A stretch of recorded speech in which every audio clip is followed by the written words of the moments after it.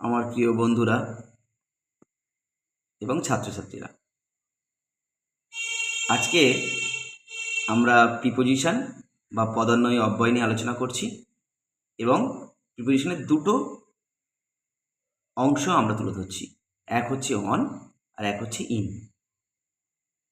এবার অন এবং ইনের আরও অজস্র ব্যবহার আছে, সেটা আমরা জানি এবং বন্ধুরাও সবাই নিশ্চয়ই জানে। তাই অন আর ইন আমরা অন্য ব্যবহার বাদ দিয়ে আমরা শুধুমাত্র সময়ের ব্যবহার কীভাবে হয়, মানে সময়ের উপরে অন আর ইনের ব্যবহার কীভাবে হয়, আমরা আজকে এটা আলোচনা করব। তাহলে আমরা প্রথমে যাচ্ছি অন টাইম। মানে অন টাইমটা কখন ব্যবহার করা হয়? একটা বলেছি পাংচুয়াল টাইম, যথাসময়। আরেকটা বলেছি প্ল্যান টাইম, পরিকল্পিত সময়।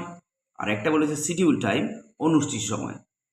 এই তিনটে সময় বোঝানোর জন্য আমরা অন বসাই টাইম যখন প্রিপোজিশন হিসাবে বোঝানো হয়। 7:30টায় অনুষ্ঠান শুরু, আমরা ঠিক 7:30টায় পৌঁছে গেছি।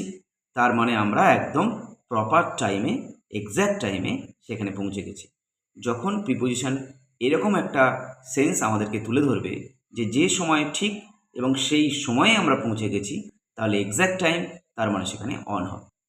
এবার উদাহরণ আমি কি করেছি, we reach there on time, তার মানে আমরা সেখানে সঠিক সময়ে পৌঁছে গেছিলাম। এই সঠিক সময় যখন বোঝাবে তখন সেখানে প্রিপোজিশন হিসাবে অন বসবে। এবং আমাদের বন্ধুদের নিশ্চয়ই মনে আছে বা মনে থাকবে, আমাদের বাড়িতে মায়েরা এই কথাটা, অন টাইম কথাটা আমাদের বাড়িতে প্রায়শই বলে থাকেন। অন টাইম বাবু, তুমি অন টাইমে খাচ্ছ, বাবু তুমি অন টাইমে ঘুমাচ্ছ, বাবু তুমি অন টাইমে খেলছো। এই অন টাইম কথাটা মায়েরা বলেন এবং সেখানে মায়েরা আমাদের বলেন যে অন টাইমে আমরা কাজগুলো করছি। তাহলে মায়েরা শুরুতেই আমাদের অন টাইম সম্বন্ধে একটা ধারণা দিয়ে কিন্তু সবারই রেখেছিল। আচ্ছা, দ্বিতীয় আসছি ইন টাইম। এবার ইন টাইম দুটো সেন্সে বসে বন্ধুরা। এক হচ্ছে বিফোর টাইম আর এক হচ্ছে বিফোর ডেডলাইন। বিফোর টাইম সময়ের আগে, বিফোর ডেডলাইন শেষ সময়সীমা। একদম শেষ সময়সীমা বোঝালে তার আগেও প্রিপোজিশন হিসাবে ইন বসে। আর সময়ের আগে, 7:30টায় অনুষ্ঠান শুরু, আমরা 7:10, 7:15, 7:20 এবং বা তার আগে 7টার সময় পৌঁছে গেছি। তার মানে আমরা ইন টাইমে আছি, মানে আমাদের হাতে এখনও সময় আছে।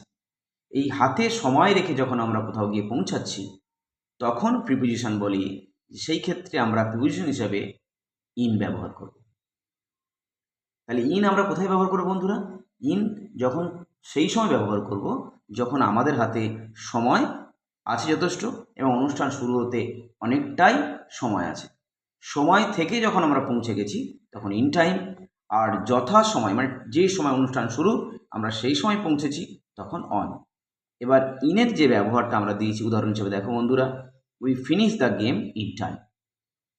তাহলে আমরা আমাদের খেলা শেষ করেছিলাম ঠিক সময়ের মধ্যে বা সঠিক সময়ের মধ্যে আমরা আমাদের খেলা শেষ করেছিলাম। তার মানে আমরা সময়ের মধ্যে ছিলাম।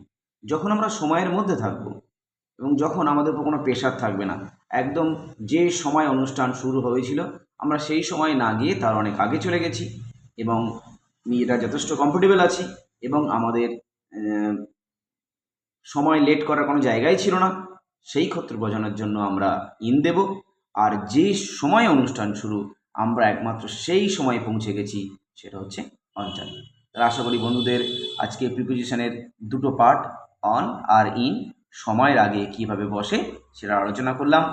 এবং যদি আলোচনায় কিছু খামতি থাকে পরে আবার আলোচনা করব এবং আবার আমাদের জানা অজানা সীমাকে বাড়িয়ে আমাদের সমৃদ্ধশালী করব। সবাই ভালো থেকো এবং সবার ভালো হোক, সবাই সুস্থ থেকো এবং সাবধানে থেকো। টাটা।